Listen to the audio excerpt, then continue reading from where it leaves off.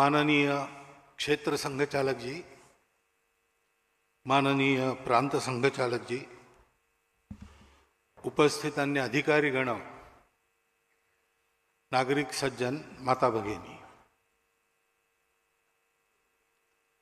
जिसे प्रस्तावना में कहा गया, ये कार्यक्रम देश में 2 जगह हो गया, ये तीसरा है और चौथा मुंबई में होगा। क्योंकि 100 वर्ष के कार्यक्रम का विचार करने जब हम लोग बैठे तो बात ध्यान में आई कि संघ का नाम तो सब जानते हैं, आरएसएस कहने से सारी दुनिया में लोग जानते हैं, लेकिन संघ क्या है, क्यों है और क्या कर रहा है, इसकी जानकारी नहीं है। नाम को जानते हैं, काम को नहीं जानते। संघ के हितैषियों में भी ठीक ठीक जानकारी नहीं है। अब ऐसी जानकारी होने की आवश्यकता तो रहती ही है। ऊपर से संघ का काम देश में एक अनोखा काम है, दुनिया में एक अनोखा काम है। आजकल देश विदेश के लोग आते हैं संघ को देखने के लिए, हमारे कार्यक्रमों में आते हैं, देखते हैं। यूरोप के, अमेरिका के, अफ्रीका के, ऑस्ट्रेलिया के, एशिया के सभी जो आते हैं, एक प्रश्न जरूर पूछते हैं बाद में कि हमारे देश के नई पीढ़ी के लिए हम भी कुछ ऐसा करना चाहते हैं, तो आप किस प्रकार हमको ट्रेनिंग दे सकते हैं। यानी जो संघ जिस पद्धति से चल रहा है वैसी पद्धति उनके भी पास नहीं है। और अपने देश के इतिहास में भी देखेंगे तो भी मुझे लगता नहीं कि तथागत बुद्ध के बाद इस प्रकार का प्रयास और पूरे भारत में एक साथ हुआ है। और इसलिए संघ को जानना है तो जो हमेशा की पद्धति है, अंग्रेजी में कहते हैं फ्रॉम नोन टू अननोन, ऐसा इसको समझ नहीं सकते, क्योंकि इसको जानने के लिए इसकी तुलना का दूसरा कुछ नहीं है।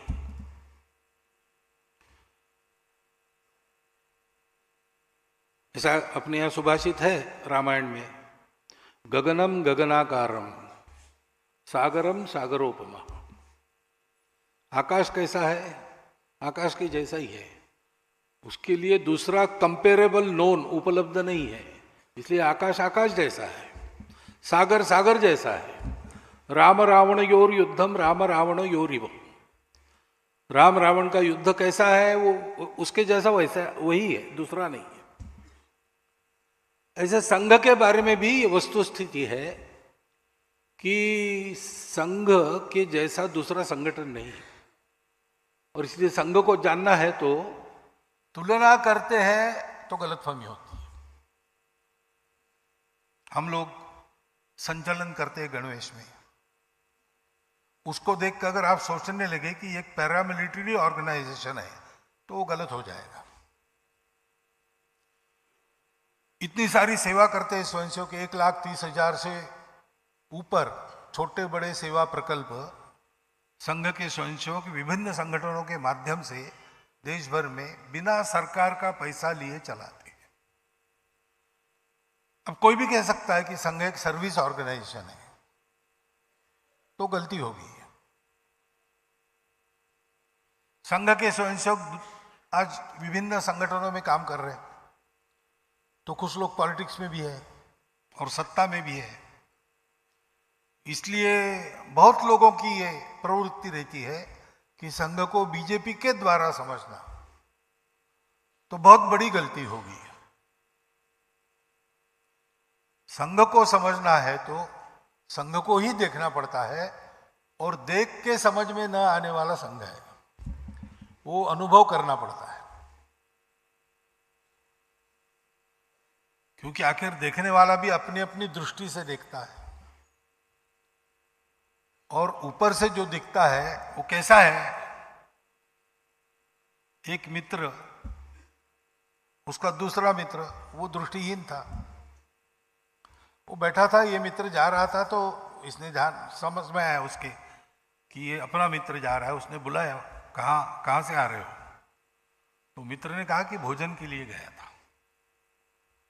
तो सूरदास ने कहा कि भोजन के लिए क्या खा के आए? उसने कहा पायस खा के आया। तो इसने पूछा पायस क्या होता है भाई? अरे पायस दूध से बनता है ना, सफेद सफेद बनता है। तो उसने कहा दूध तो पिया हूं मैं, लेकिन सफेद क्या होता है? उसने कहा सफेद मालूम नहीं तुमको, बगुले जैसा। तो उसने कहा बगुला क्या होता है? मित्र को लगा कि भोजन करके आए, पायस खा के आए, थोड़ा सोना है, इसके प्रश्नों के उत्तर बैठे देते बैठे तो क्या होगा। उसने कहा मैं बगुले के आकार से तुमको परिचित कराता हूं, ये मेरा हाथ, तुम हाथ लगा के देख लो।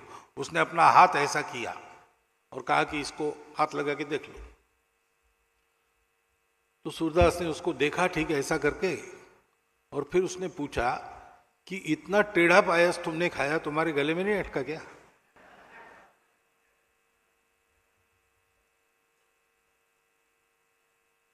और फिर संघ के बारे में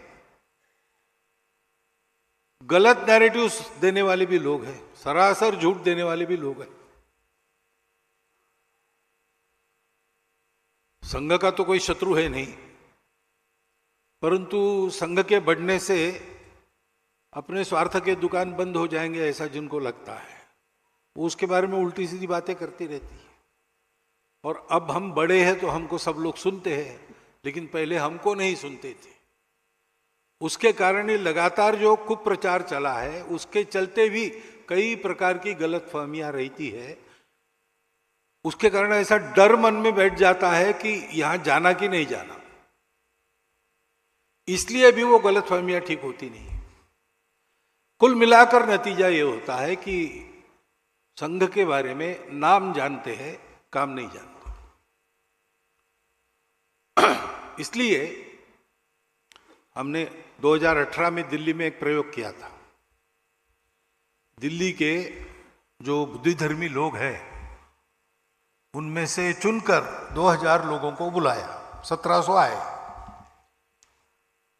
2 दिन व्याख्यान हुए, 1 दिन प्रश्नोत्तर हुआ। तो उसका अच्छा परिणाम हुआ, यानी संघ के बारे में जो गलतफहमियां थी वो दूर हो गई। इन सब लोगों को संघ का बनाना ऐसा तो उद्देश्य था नहीं, आज भी नहीं है। संघ को अपना मानना कि नहीं मानना, अच्छा मानना कि नहीं मानना, ये तो मानने वाले का विषय है, उसका अधिकार है, वो कुछ भी मान सकता है। लेकिन वो जो भी माने वस्तु स्थिति के आधार पर माने, नैरेटिव्स के आधार पर, सेकेंडरी सोर्सेस के आधार पर कुछ कल्पना कर ले, ये ठीक नहीं है। तो सबको संघ के बारे में वस्तु स्थिति बताने का काम हो गया। और इसलिए इस बार भी सोचा गया कि पिछले बार एक ही जगह ये कार्यक्रम किया था, अभी और नए लोगों को बुलाएंगे और इस कार्यक्रम को देश के 4 बड़े नगरों में 4 दिशाओं में करेंगे। तो प्रवास का क्रम ऐसा बन गया कि 2 दिन का समय था नहीं, या एक ही दिन में वो 3 दिन का पूरा काम आपको और मुझे मिलकर करना है। संघ के बारे में सब अपने विचार थोड़ा अलग रखकर हम संघ को प्रत्यक्ष अनुभव करें, लेकिन अनुभव करने के लिए भी इतनी आश्वस्ति चाहिए कि हाँ भाई, ये अनुभव करने लायक, परीक्षा करने लायक बात है। उसके लिए जितनी आवश्यक जानकारी है वो मैं आपको देने वाला हूं। संघ का प्रारंभ क्यों हुआ, किस लिए हुआ, तो एक वाक्य में उसका उत्तर हम दे सकते हैं। संघ की प्रार्थना के अंत में रोज हम कहते हैं भारत माता की जय। विश्व में भारतवर्ष की जय जयकार हो, भारतवर्ष विश्व गुरु बने, तो भारतवर्ष के समाज में वो शक्ति पैदा हो और उसके कर्तृत्व से भारत ऐसा बने और विश्व गुरु बने, तो बनने वाला भारत ही रहे। क्योंकि भारत केवल भूगोल नहीं है, भारत एक स्वभाव का नाम है, भारत एक परंपरा का नाम है। तो वो परंपरा, वो स्वभाव कायम रखते हुए भारत विश्व का गुरु फिर से बने, इसके लिए भारतवर्ष के समाज को तैयार करने का काम संघ है। संघ किसी राजनीतिक उद्देश्य से नहीं निकला,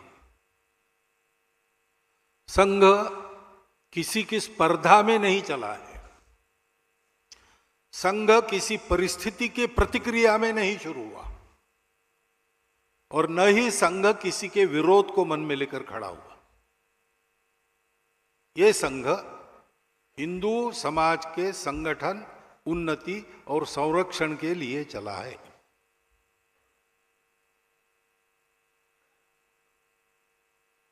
प्रयास बहुत लोगों ने किए। 1857 में ब्रिटिशों के खिलाफ अपना एक संघर्ष हुआ, देशव्यापी संघर्ष हुआ, परंतु हम लोग उसमें हार गए। हार गए तो विचार मंथन शुरू हुआ अपने तत्कालीन नेताओं में कि अपने ही देश में इतने सारे हम लोग हैं, हमारे राजा है, हमारी सेनाएं हैं, एक से एक कुशल योद्धा हमारे पास थे। ये सब होने के बाद भी मुट्ठी भर अंग्रेज बाहर से आए और उन्होंने हमारे देश को जीता और हमको परास्त किया। ये क्यों हुआ? तो मंथन में से एक उत्तर मिला, उसकी एक धारा बन गई कि भाई अभी हार गए तो क्या हुआ, फिर से यही सशस्त्र प्रतिकार करना चाहिए और अंग्रेजों को शस्त्राचार के द्वारा भगा देना चाहिए। तो 1857 में तो कंपनी का राज्य बाद में गया और रानी का राज्य आ गया, इन्हें हम पूरे गुलाम बन गए, हमारे राजा मांडलिक बन गए, तो हमारी अपनी सेना तो थी नहीं। तो फिर क्रांतिकारक गतिविधि के रूप में तब से जो चला है, शस्त्राचार के द्वारा विदेशी आक्रमकों को खदेड़ देने वाला प्रवाह, वो सुभाष बाबू के 1945 में अंतर्धान होने के बाद ही समाप्त हुआ। 47 में हम स्वतंत्र हुए, फिर उसकी आवश्यकता नहीं रही। स्वातंत्र्य वीर सावरकर जैसे लोगों ने 60 के दशक में अभिनव भारत नामक उनकी जो क्रांतिकारी संस्था थी, उसका बाकायदा समापन किया। लेकिन इस अल्पावधि में लगभग 90 वर्षों में उस धारा ने हमको ऐसे दैदीप्यमान महापुरुष दिए, ऐसे चरित्र दिए, जिनका कीर्तन करके आज भी हमको जीवन में प्रेरणा मिलती है। दूसरा एक विचार रहा कि भाई लड़े तो हम उस समय, लेकिन सेना लड़ी, राजा लड़े, समाज तो अपने घर में बैठा था। ऐसा नहीं कि समाज स्वतंत्रता के विरुद्ध था, समर्थन तो था, लेकिन इसमें हमको कुछ करना होता है ये उसको पता नहीं, क्योंकि आधुनिक राजनीति की उसको समझ नहीं है। और इसलिए राजनीतिक जागृति भारतीय जनता की आवश्यक है। और इसलिए इंडियन नेशनल कांग्रेस को माध्यम बनाकर अपने तत्कालीन नेताओं ने उसको राजनीतिक जागृति का और स्वतंत्रता के संघर्ष का एक हथियार बना दिया। और उसके चलते भारत में व्यापक जन जागृति हुई। क्रांतिकारकों की धारा के साथ साथ आंदोलन की धारा इधर से चली और ये जो सारी जनता जागृत हुई, वो जो करती रही उस समय वो देश के लिए करती रही। जो आंदोलन में थे, जेल में जाना पड़ा, लाठी खानी पड़ी, वो किया। जो नहीं कर सकते थे, उन्होंने ऐसे सत्याग्रही के शिविरों में उनके भोजन की व्यवस्था की। आदमी चरखा भी चलाता था, देश के लिए चलाता था। चरखा चला चला के लेंगे स्वराज लेंगे। चरखा चलाने से स्वराज मिलेगा ऐसा नहीं है, लेकिन सामान्य आदमी अपने जीवन में जीता था और कहता था कि मैं जी रहा हूं, देश के लिए जी रहा हूं। मैं देख रहा हूं मेरा जीना देश के छोटे मोटे काम में आए। सेतु बंधन में बड़े बड़े पत्थर लाने वाले वानर भी रहे, लेकिन एक गिलहरी सा एक रेती का कण में झाड़ू हुआ। इस भावना से समाज जागृत हुआ और इन दोनों प्रयासों का सुपरिणाम हमको स्वतंत्रता मिली। परंतु उसी समय 1857 के बाद एक और धारा चली जो सोचते थे कि अपने समाज का स्तर अंग्रेजी समाज से कम हो गया है, क्योंकि हम रूढ़ी कुरीतियों के शिकार हैं, दक्कनियानुसी बातों पर अंधविश्वास रखते हैं, और इसलिए पहले समाज सुधार होना चाहिए, बाद में स्वतंत्रता। अभी स्वतंत्रता पाने लायक हम नहीं है, और इसलिए राजा राम मोहन राय के समय से वो जो धारा चली है समाज सुधार की, आज भी चल रही है। परंतु दुर्भाग्य से क्यों हुआ, क्या हुआ पता नहीं, ये हुआ कि वो एक द्वीप बनकर रह गया समाज के सागर में। हमारे विदर्भ में एक गांव है, वहां 38 जातियां रहती थी। वो जाति भेद भी था, तो एक महात्मा वहां गए, उन्होंने सारा भेद समाप्त करके जाति विरहित गांव ऐसा बनाने का प्रयास किया। 30 वर्ष वहां रहे, वहीं उनकी समाधि हुई। बड़ी श्रद्धा उनके बारे में है, मंदिर के सामने उनकी समाधि, उसकी भी पूजा प्रतिवर्ष होती है, मेला लगता है, ये सब है। परंतु जो 38 जातियां थी वो कायम है। 39वीं जाति एक आ गई जो जाति को नहीं मानती, ऐसा हो गया। अभी क्यों हुआ, क्या हुआ, कैसा हुआ, इसमें जाने को में कोई नहीं, हुआ है। उपयुक्त सुधार भी द्वीप बन के रह गए। और एक विचार था उसी समय चला कि हम में ये सारी गिरावट क्यों है, जागृति क्यों नहीं, समाज में सुधार क्यों नहीं। तो हम अपने आप को भूल गए और इसलिए अपनों को भूल गए। अपना इतना बड़ा समाज दरिद्री है, अज्ञानी है, किसी को चिंता नहीं है, क्योंकि अंतर्निहित एकता की बात जो हमारे संस्कृति में चलती आई है, सर्वम खलु इदम ब्रह्मम, घट घट में राम, वो हम भूल गए। अपने मूल को भूल गए, इसलिए अपने मूल की ओर वापस चलो। और दो प्रमुख नाम तो लेने ही पड़ते हैं उस धारा को उल्लेख करने समय। एक है यहां के स्वामी विवेकानंद, दूसरे पंजाब के स्वामी दयानंद महर्षि। स्वतंत्रता के आंदोलन के काल में 1857 के बाद और स्वतंत्र भारत में भी आज तक जो बहुत सारे कार्य चले हैं, उन कार्यों की प्रेरणा कहीं ना कहीं इन दो में से किसी महापुरुष में निहित है। परंतु वो भी धारा, वो भी आज भी चल रही है, अच्छा चल रहा है, परंतु समाज व्यापी नहीं हुआ। संघ के जो संस्थापक थे डॉक्टर हेडगेवार, वो इन चारों धाराओं में काम करके कार्यकर्ता के नाते उन कार्यों का प्रत्यक्ष अनुभव ले चुके थे। डॉक्टर हेडगेवार के जीवन में दूसरा उद्देश्य नहीं था, उनको देश का ही काम करना था, क्योंकि जन्मजात देशभक्त थे। चौथी प्राइमरी स्कूल में, चौथी के क्लास में विक्टोरिया रानी का राज्यारोहण समारंभ हुआ, तो अंग्रेजों का साम्राज्य जहां जहां था, भारत में भी था, सर्वत्र हुआ, सरकारी संस्थानों में, स्कूलों में भी हुआ, इनके भी प्राइमरी स्कूल में हुआ। और उस समय मिठाई बांटी गई जैसे बांटते हैं, तो इन्होंने ये मिठाई फेंक दी कचरे में। तो शिक्षकों ने पूछा क्यों फेंकी भाई, बच्चे हो, मिठाई नहीं खाते हो? तो कहा ये तो मिठाई नहीं, जहर है।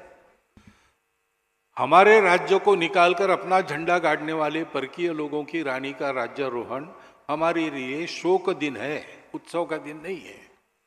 और उसके उपलक्ष्य में जो मिठाई आई है वो हमारे लिए जहर है। ये बचपन में उनकी प्रवृत्ति थी। तो बचपन से ही अनाथ हो गए। 11 साल की आयु में उनके माता और पिता दोनों एक ही दिन 1 घंटे के अंतर में मर गए। प्लेग चल रहा था नागपुर में, तो बीमार रोगियों की सेवा का काम दोनों करते थे। सेवा करते करते इनको भी प्लेग हो गया। 1 दिन की बीमारी में एक ही दिन 1 घंटे के अंतर में दोनों चले गए। तो बड़ा दरिद्रता में जीवन जीना पड़ा। लेकिन प्रवृत्ति ऐसी होने के कारण स्वाभिमान पूर्वक अपना जीवन जीते हुए पहले 10वें क्लास में अपना स्थान उन्होंने कायम रखा और देश के लिए जो चल रहा था उन सब बातों में वो सक्रिय रहते थे। नागपुर में वंदे मातरम आंदोलन का नागपुर के विद्यालयों में संगठन उन्होंने किया।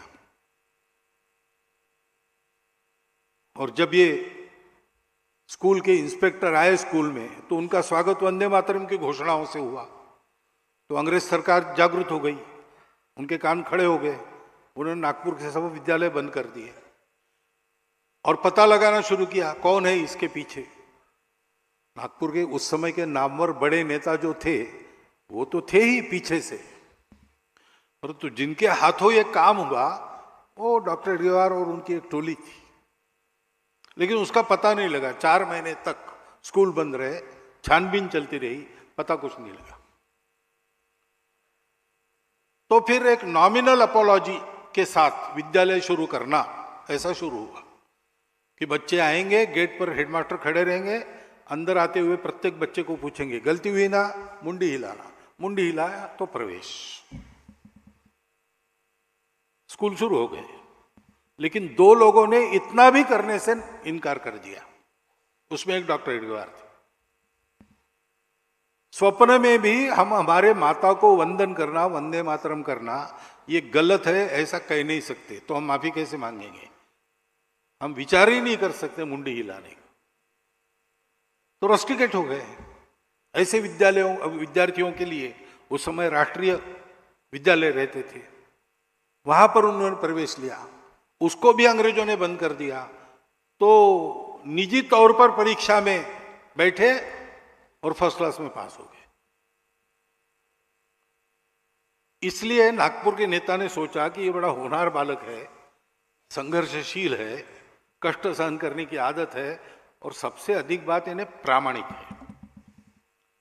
इसको कलकत्ता डॉक्टरी पढ़ने के लिए भेजेंगे। तो उन्होंने चंदा करके, थोड़ी सी व्यवस्था करके डॉक्टर साहब को यहाँ कलकत्ते में नेशनल मेडिकल कॉलेज में प्रवेश दिलवा दिया।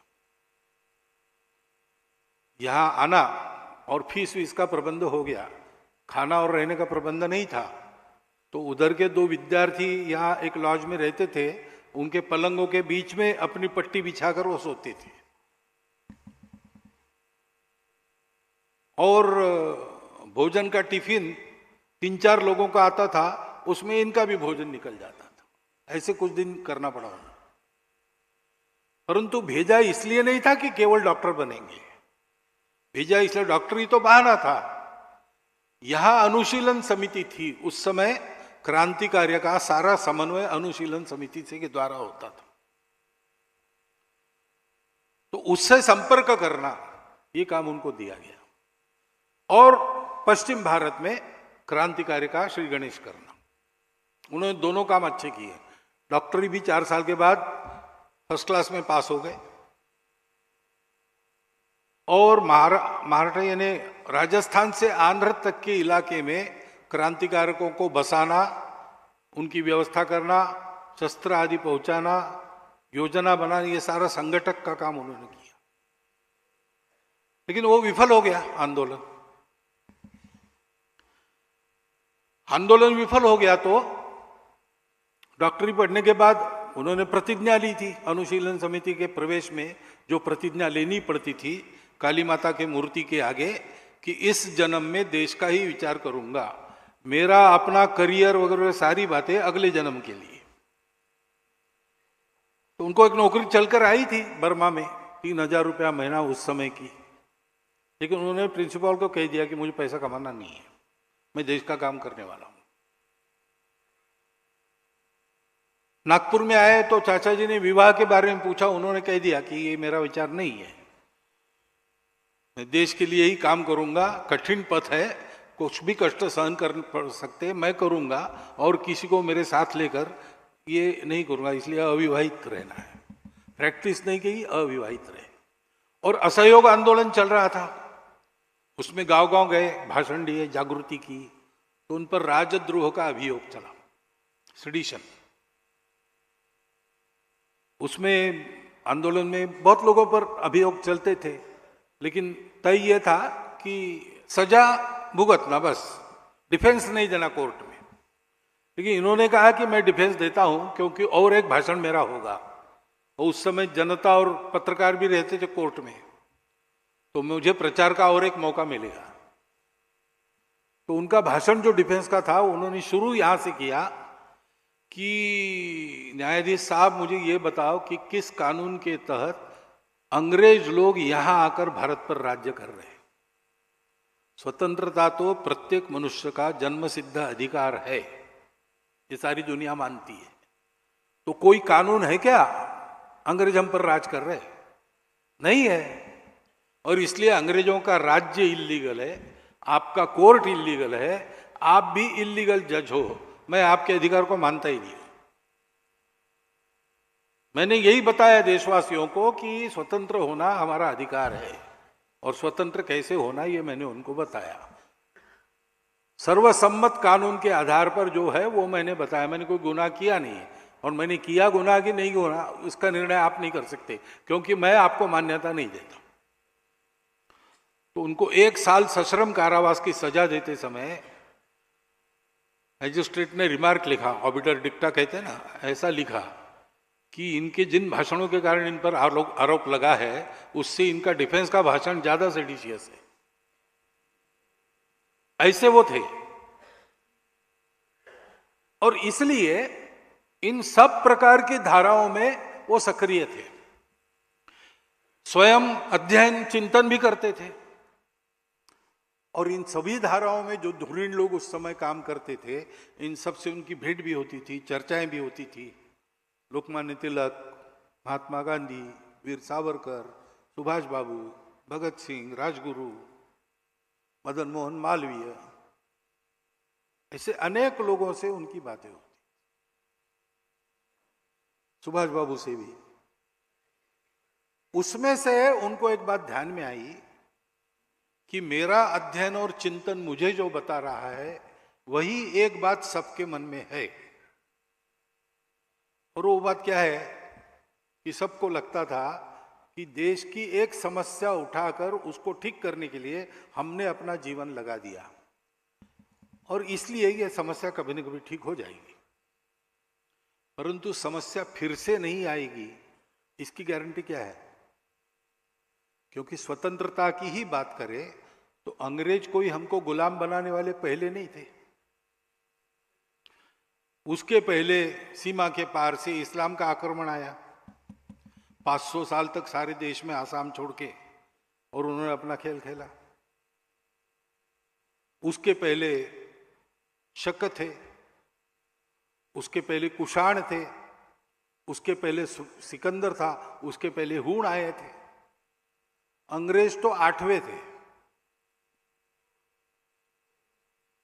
तो बार बार कोई आता है, दूर से आता है, हमसे बर्बर है, हमसे श्रेष्ठ नहीं है, मुट्ठी भर लोग रहते हैं, और हम जो दुनिया में सबसे अमीर, सबसे पराक्रमी, सबसे नीतिमान, श्रेष्ठ तत्वज्ञान के धारण करने वाले हमको जीत लेते हैं, गुलाम बनाते हैं। और ये बार बार होता है, एक बार नहीं।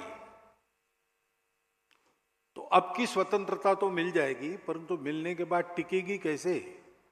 कोई दूसरा आके हमको गुलाम तो नहीं करेगा, ये भीति सदा रहेगी।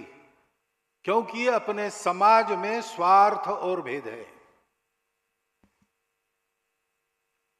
तो स्वार्थ भेद रहित एक समाज हमारा बन जाए, और इसके चलते अनुशासनहीनता, अज्ञान वगैरह सारे दोष है, तो कुछ गुणवत्ता बन जाए, तभी ये होगा कि समस्या फिर से नहीं आएगी। हम काम कर रहे हैं, अभी के लिए उपाय हो जाएगा, परंतु हमारा काम पूरा तब होगा जब ये काम हो जाएगा। समाज की एकता, समाज की गुणवत्ता, ये किसी को करना चाहिए, क्योंकि हमने यहां समय लगाया, हमको दूसरा समय नहीं है, फुर्सत नहीं है। तो फिर डॉक्टर हेडगेवार ने सोचा कि अगर ऐसा है और सब बड़े बड़े लोग इतने बड़े कामों में लग गए हैं, तो सबके काम को पूर्ण करने वाला ऐसा ये काम कैसे करना, मैं प्रयोग करता हूं। त्रैलोक्यनाथ चक्रवर्ती जी को मिलने आए थे, डॉक्टर ही होकर नागपुर गए उसके बाद, या उस समय ही आए थे, और उनसे उनकी चर्चा हुई। तो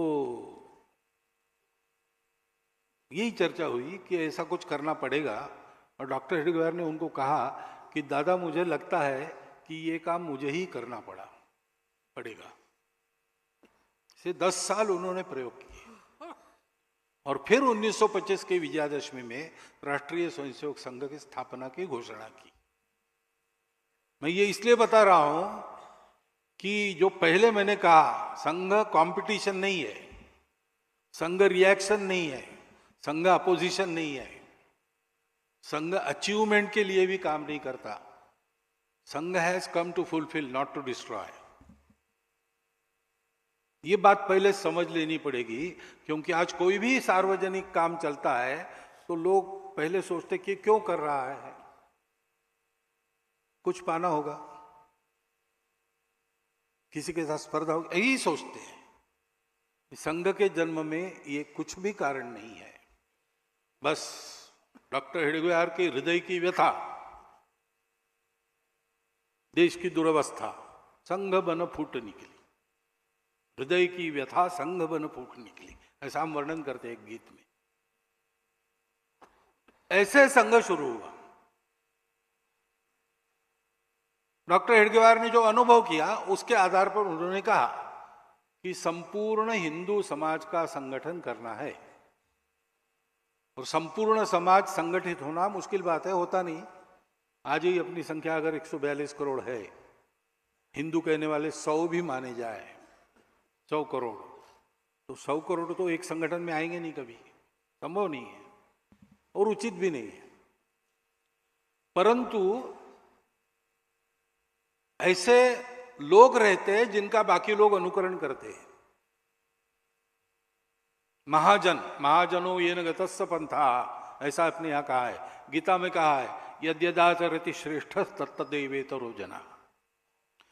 तो समाज के श्रेष्ठ जन जो करेंगे उसकी फैशन बनती है, उस वातावरण में समाज अपने आचरण का परिवर्तन करता है। तो गांव-गांव में, गली गली में ऐसे समूह हो कार्यकर्ताओं के, जो स्वयं शुद्ध चरित्र है, जिनके जीवन में बिल्कुल स्वार्थ नहीं, समाज से जिनका नित्य और जीवंत संपर्क है, और उनको देखकर समाज अपना आचरण कैसे करना है तय करता है। ऐसा देशव्यापी कार्यकर्ताओं का समूह चाहिए। ऐसा समूह खड़ा करने के लिए ऐसे व्यक्तियों का निर्माण करना पड़ेगा। व्यक्ति निर्माण के द्वारा देशव्यापी कार्यकर्ताओं के समूह के अभिसरण से वातावरण, उस वातावरण में सामाजिक परिवर्तन, समाज का संगठन, इसी को हम कहते हैं लोक संग्रह। अच्छा शब्द वो है, लोक संपर्क, लोक संस्कार, और फिर संस्कारित लोगों की अच्छे कार्य में योजना, इसको लोक संग्रह कहा गया है। उन्मार्गगामी नहीं होने देना, लोगों को सन्मार्गगामी बनाना। इसलिए वो किए बिना केवल नेताओं के भरोसे, पार्टियों के भरोसे, किसी विचार के या किसी नीति के भरोसे, अवतारों के भरोसे देश बड़ा नहीं होता। ये तो बहुत है, अपने आप हो गए एक से एक। किसी देश को इतना बड़ा सौभाग्य नहीं मिला, हमको मिला है, लेकिन बार बार हमको इस अवस्था का सामना करना पड़ता है, क्योंकि ये सब सहायक होते हैं, ये कारण नहीं बनते। कारण तो सामान्य समाज की एकता और गुणवत्ता होती। किसी ने कहा था अपने देश में, मैंने सुना है कि बाबू जयप्रकाश इस्राएल गए, वहां का सारा वातावरण देखा उन्होंने, और ऐसे ही बोलते बोलते कह दिया कि हमारे देश में ऐसा कब होगा। तो वहां के व्यक्ति ने कहा कि आपके देश में युवा लोग कौन से गाने गाते हैं मुझे बताओ, तब मैं बताऊंगा कब होगा। समाज की गुणवत्ता, समाज की एकता के कारण देश का भाग्य परिवर्तन होता है। और समाज का आचरण अगर ऐसा एकतापूर्ण, गुणवत्तापूर्ण बनाना है तो व्यक्तियों का निर्माण और व्यक्तियों के यानी कार्यकर्ताओं के देशव्यापी समूह का निर्माण ये करना पड़ेगा। और इसलिए संपूर्ण हिंदू समाज का संगठन ये लक्ष्य लेके संघ निकला है, किसी के विरोध में नहीं। हिंदू समाज को संगठित करना है यानी बाकी लोगों का विरोध करना, ऐसा नहीं है। आप सब लोग मॉर्निंग वॉक वगैरह करते होंगे, कुछ व्यायाम करते होंगे। आपको व्यायाम करता हुआ देखकर कोई आकर अगर आपको पूछेगा कि किसको पीटने के लिए आप अपना शरीर बना रहे हो, तो आप क्या बताएंगे? अरे भाई, व्यायाम करना, शरीर को स्वस्थ रखना ये स्वाभाविक बात है। संगठित अवस्था ही समाज की सहज अवस्था है। वो नहीं है तो उसको करना है। वो आड़े वक्त में काम आती है, मारपीट में भी काम आती है, बात अलग है, लेकिन उसके लिए नहीं करते ये। ऐसे हिंदू समाज का संगठन क्यों? क्योंकि हिंदू समाज ऐसा है जिसको संगठन की आवश्यकता है। पूजनीय गुरुजी को पूछा गया प्रेस कॉन्फ्रेंस में पहले प्रतिबंध के बाद, एक पत्रकार ने पूछा कि मेरे गांव में एक भी मुसलमान एक भी ईसाई नहीं है, तो मेरे गांव में शाखा का क्या काम है? गुरुजी ने कहा कि भैया तुम्हारा गांव छोड़ दो, पूरे दुनिया में एक भी मुसलमान एक भी ईसाई नहीं होता तो भी अगर हिंदू समाज ऐसे कट्टा बट्टा होता तो उसको संगठन करने के लिए हम काम करते ही करते। सर्वेशाम अविरोधेन ऐसा काम है। अपने आप को बचाकर चलना ये तो करना ही पड़ता है। बस कुछ संघर्ष हुआ तो उतना ही होता है, बाकी नहीं। फिर हिंदू क्यों कह रहे आप, सबको क्यों नहीं करते, ऐसा लोग पूछते हैं। कि उसका पहला कारण यह है, इस देश के लिए उत्तरदायी समाज हिंदू समाज है। इस देश का जो भी भला बुरा होता है, जो अपने आप को हिंदू नहीं कहते उनको कोई नहीं ज्यादा पूछेगा, लेकिन जो अपने आप को हिंदू कहता है उसको कोई नहीं छोड़ेगा। सब लोग उसको पूछेंगे तुम्हारे देश का तुमने क्या किया, क्योंकि ये हिंदुओं का देश है परंपरा से। देश कोई आज का नहीं है, ये सनातन काल से चलता हुआ देश है। भारत नाम बड़ा पुराना है, आज का नहीं है। अंग्रेजों के आने के बाद हम एक राष्ट्र बने, ये गलत बात है। 1940 तक इसको कोई नहीं मानता था, सब लोग मानते थे भारत सनातन कालों से चलने वाला, सनातन काल से चलता आया हुआ राष्ट्र है, एक राष्ट्र है। योगी अरविंद ने तो कहा ही है उत्तरपाड़ा के भाषण में। लेकिन रजनी पामे दत्ता, कम्युनिस्ट पार्टी के फाउंडर मेंबर जो थे, उन्होंने 1932 में पुस्तक लिखी। 1972 में उसको रिवाइज किया गया। आज भी ये बात उसमें लिखी हुई मिलती है। उन्होंने अंग्रेजों को कहा कि आपको लगता है कि आपके आने के कारण हमको ये डेमोक्रेसी वगैरह सारी चीजें मिली, ये आपकी गलत बात है। आप नहीं होते तो भी हमारे वेदों के भरोसे हम ये सब कर लेते। अब ये हमारे वेद कब से है भाई? सबसे प्राचीन साहित्य है दुनिया का, हमारा देश तब से है। तब से इस देश की एक विशेषता को देखकर इसको भारत कहा गया है। ये सब लोग ज्ञान साधना में और प्रकाश की साधना में रत रहते हैं। तमसो मां ज्योतिर्गमय, इस प्रयास में ये सब लोग रहते हैं और इसलिए ये भारत है। और दूसरी बात है कि केवल इस देश के लोग हैं जो सभी विविधताओं को स्वीकार करते हैं, उसका सम्मान करते हैं, रास्तों को लेकर झगड़ा नहीं करते कभी भी। कहते हैं कि सब रास्ते एक ही जगह मिलेंगे, रुचीनाम वैचित्र्यात रुजुकुटिल नाना पथयुताम नृणामेको गम्यस्त्वमसि प्रण पयसा मरना वही। रुचि प्रकृति के कारण टेढ़े मेढ़े सीधे साधे अनेक प्रकार के रास्ते होते हैं, लेकिन मनुष्यों को भगवान की ओर ही जाना है। जैसे कहीं पर पड़ेगा पानी तो जाएगा सागर में। इस बात के चलते सभी विविधताओं को सत्य मानने वाला, स्वीकार करने वाला, आदर करने वाला और ये कहने वाला कि अपनी अपनी श्रद्धा पर पक्के रहो, दूसरों की श्रद्धाओं का सम्मान करो, भद्र व्यवहार आपस में करके मिलकर चलो, संगच्छध्वम संवदध्वम संवो बनावसी जानता। ये जिसकी विशेषता है वो भारत देश है। ये दोनों विशेषताएं इस देश में चलती आई, इस देश के अच्छे दिनों में भी और बुरे दिनों में भी। यहां के लोगों ने इसको नहीं छोड़ा, अभी तक उसको संभाल कर लाया है, क्योंकि कभी कभी दुनिया को आवश्यकता पड़ती तब इसी देश से उनको ये सारा पाते मिलता है।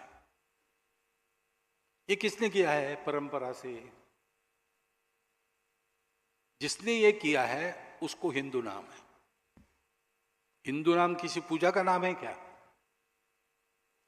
किसी एक खान पान रीति रिवाज का नाम है क्या? एक भाषा, एक भूषा, इसका नाम है क्या? ऐसा नहीं है। हिंदू वास्तव में नाम भी नहीं है। हिंदू एक विशेषण है, एडजेक्टिव है। हम उसका नाम जैसा आजकल उपयोग करते हैं, ये हमारी गलती है। इस स्वभाव के जो लोग हैं उनकी पूजा कोई भी हो, स्वदेशी हो या विदेशी हो, उनकी भाषा कोई भी हो, स्वदेशी हो या विदेशी हो, उनके खान पान, रीति रिवाज सब कुछ अलग अलग होने के बाद भी ये अगर मानते हैं तो वो हिंदू संस्कृति के अंदर, हिंदू धर्म के अंदर चल रहे। फिर से धर्म यानी रिलीजन नहीं, संस्कृति यानी कल्चर नहीं, ये अपने शब्द है, अपनी परंपरा के शब्द है। उसके अर्थों के बारे में आज मैं नहीं बोलूंगा, आप लोग अध्ययन कर सकते हैं। सर्व समावेशक, सबको, सबका कल्याण चाहने वाला, सारी पृथ्वी को कुटुंब मानने वाला, विश्व एक घर बनकर रहे ऐसी कल्पना करने वाला, इस देश का ये विरासतदार है, वो हिंदू है। वो इस देश से क्यों जुड़ा है? क्योंकि इस देश के कारण ही हम ऐसे बने हैं। अपनी मातृभूमि सुजल सुफल मलय शीतल थी, उस समय जनसंख्या भी कम थी, इसलिए स्ट्रगल फॉर एग्जिस्टेंस वगैरह हमारे यहां नहीं हुआ। सब खा सकते थे, सब मेहनत करते थे, खाते थे, भरपूर था। और उस समय तो पहाड़ और सागर लांग के कौन देश में आएगा? बाहर से कोई आ नहीं सकता था। इक्के दुक्के आ गए तो उनको हम बसा लेते थे। अरे हमारी देवी देवता अलग है तो हमारे पहले से 33 करोड़ है। हमारी भाषा अलग है, हमारी पहले से भाषाएं अनेक है। और इसलिए ना हमको बाहर लड़ने की जरूरत पड़ी, अंदर लड़ने की जरूरत पड़ी। और हमको फुर्सत भी मिली। उस फुर्सत का उपयोग हमने सुख का निदान खोजने के लिए किया। दुनिया बाहर खोज के रुक गई, हम अंदर खोजते चले गए, तो हमको बात मिली, यूनिटी ऑफ एग्जिस्टेंस, सारा अस्तित्व एक है और हम सब लोग उस अस्तित्व के अंग हैं। हमारी सारी विविधता उस एकता से निकली है, उसी का आविष्कार है, उसी का श्रृंगार है। ये हुआ और इसलिए ये मातृभूमि हमारी, इसने हमको अन्न पानी पोषण तो दिया, रहने के लिए आसरा दिया। इतना ही नहीं, हमको संस्कार भी दिया जैसे माता देती है। इसलिए भारत माता है, उसको माता मानकर पुत्र भाव से उसकी सेवा करने वाला वो हिंदू है। और ये केवल मैं भाषण में बोल रहा हूं ऐसा नहीं, अपना हजारों वर्षों का इतिहास देख लीजिए। इस धर्म संस्कृति के मूल्यों के लिए, उनको सरसाने के लिए, उनको सुरक्षित रखने के लिए खून पसीना हमारे पूर्वजों ने बहाया है। उन्हीं का सारे भारत में आदर है। वो किसी प्रांत के रहने वाले थे, किसी भाषा के बोलने वाले रहे, किसी पूजा को मानने वाले रहे, लेकिन इसमें जिन्होंने अपना जीवन खर्चा किया उनके बारे में भारत में सर्वत्र सम्मान है। पूर्वजों से, क्योंकि उन्हीं का रक्त में आज भी खेल रहा है। विज्ञान कहता है कि अखंड भारत के इंडो ईरानियन प्लेट पर जो मानव समूह आज है उसका डीएनए 40,000 वर्षों से समान डीएनए है। हम समान पूर्वजों के वंशज हैं। हमारी यह मातृभूमि है, इसके सिवाय हमको दुनिया में दूसरी गति नहीं। भावनिक विचार कीजिए या वास्तविक विचार कीजिए, भारत की प्रतिष्ठा दुनिया में हमारी प्रतिष्ठा है, भारत की सुरक्षा दुनिया में हमारी सुरक्षा है। व्यावहारिक बात है बिल्कुल। और ये विश्व धर्म, विश्ववारा संस्कृति, जिसको आज हिंदू धर्म, हिंदू संस्कृति कहा जाता है, वास्तव में जो मानव धर्म और मानव संस्कृति है उसको सारी दुनिया को समय पर देने के लिए ये एक उद्देश्य मन के पीछे रखकर कुछ बोल सकते हैं, कुछ बोलते हैं, कुछ जानते हैं, कुछ अबोध है, लेकिन सबके मन के अंदर ये बात छुपी है। किसी को भी पूछिए भारतवर्ष में जीना क्यों है, वो तो बताएगा भी जीते जीते भगवान मिल जाए, जन्म जन्म का चक्कर समाप्त हो जाए। अरे भाई वो ठीक है, मरने के बाद होगा, लेकिन जीवन तो जीवन भाई देखो, साईं इतना दीजिए जहां में कुटुंब समाए, मैं भी भूखा ना रहूं, साधु भी भूखा ना जाए। सारे भारतवर्ष में सब लोग बोले, करते होंगे नहीं करते होंगे आज, लेकिन मान्यता अभी भी नीचे से ऊपर, गरीबों से अमीरों तक, किसी भी जाति में, प्रांत में, कहीं भी जाइए, यही है। और इसलिए ये हिंदू राष्ट्रीयता है, ये हमारा हिंदू राष्ट्र है। इस दृष्टि से देखेंगे तो भारतवर्ष में आज कौन हिंदू नहीं है? भारतवर्ष में सब हिंदू है। बस कुछ हिंदू है जो कहते हैं हाँ गर्व से कहो हम हिंदू है, कुछ हिंदू है जो कहते हैं भाई गर्व क्या करना, हिंदू तो हम है और रहेंगे। कुछ हिंदू कहते हैं भाई हिंदू हम है लेकिन पूछो मत, और मैं जोर से नहीं बोलूंगा, तुमको प्राइवेटली बताऊंगा हूं करके। क्यों? कुछ भय है उनको, स्वार्थ है, क्या पता नहीं। और कुछ हिंदू है जो भूल गए, अब धीरे धीरे उन्होंने याद करना शुरू किया है, लेकिन वो याद न करे, उनको भूल पड़े उसकी, इसके भी प्रयास हो रहे हैं। भारत को बड़ा करना यानी इन बातों का बड़ा होना है। यह विश्व धर्म फिर से विश्वव्यापी हो जाए, ये विश्ववारा संस्कृति सबके आचरण में आए, दुनिया को चाहिए। आज दुनिया इन बातों के लिए तरस रही है, देगा भारत ही, ये सबको पता है। भारत को उसके लिए तैयार होना है, और भारत को तैयार होना है तो ये सब काम करने पड़ेंगे। ये सारा विचार जो मैंने बताया कोई संघ ने थोड़ी सोचा है, ये अपना सनातन विचार है, चलता आया है, सब ने उसका बखान किया है, सब ने भारत की इस एकता को इस प्रकार से ही माना है। आप किसी भी अपने नेता का वक्तव्य, पुस्तक देख लीजिए, पुरानी गांधी जी का हिंद स्वराज देख लीजिए, सुभाष बाबू का तरुणेर प्रश्न देख लीजिए, सब लोगों ने कहा है। 1940 तक ये मान्यता थी सबकी, 40 में विश्व की राजनीति बदल गई है, उसके चलते अपने अपने सुविधा का स्वर प्रत्येक ने पकड़ा, उसके कारण मतभेद है और कुछ नहीं है। और अब विस्मृति हो गई हम क्या थे, परंतु यह सत्य है, इस सत्य को लेकर संघ चल रहा है, इसमें कोई समझौता नहीं है। संपूर्ण हिंदू समाज का संगठन करने की जो कार्य पद्धति है वो संघ की अपनी खोज है, डॉक्टर एडगेवार की खोज। बहुत सीधी सरल पद्धति है, घंटा भर आओ, जैसे आप अपने लिए व्यायाम करते हो तो राष्ट्र के लिए योग्य बनने का 1 घंटे का व्यायाम है, उसको संघ की शाखा कहते हैं। सारी बातें भूल जाओ, आटे दाल के भाव भूल जाओ, राजनीति भूल जाओ, भेद भूल जाओ, स्वार्थ भूल जाओ, सब कुछ भूल जाओ। मातृभूमि हमारे पूर्वजों का गौरव, मातृभूमि की भक्ति के गीत, पूर्वजों के गौरव के गीत, और अपने देश के भाइयों के साथ वो कौन है, क्या है, कौन सी भाषा बोलते हैं, कितना पैसा, कुछ ना सोचते हुए ये मेरे अपने भारत माता के पुत्र भाई है, इस नाते उनके कंधे से कंधा मिलाकर, कदम से कदम मिलाकर चलो, उनके साथ मातृभूमि की मिट्टी में खेल खेलो। 1 घंटा सब भूल के देश का चिंतन, देशवासियों का चिंतन, ये करने का ट्रेनिंग लो। ये करते समय सबको साथ लेकर चलना, सबके साथ चलना, इसका स्वभाव बनाओ।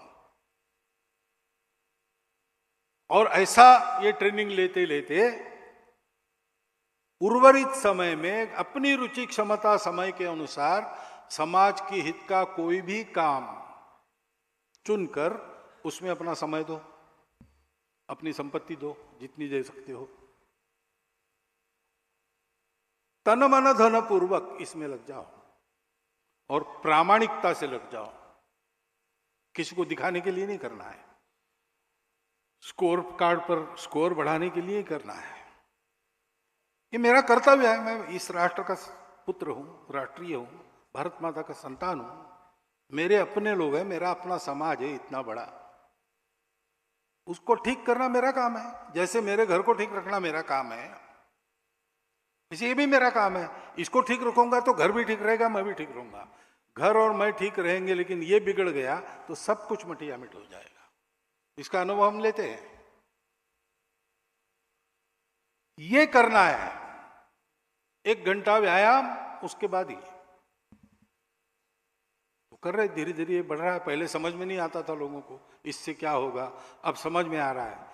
तब जो लोग कहते थे कि इनको छोड़ने वाला नहीं, हवा में डंडे घुमाते हैं, बेकार, इनको ध्यान मत दो।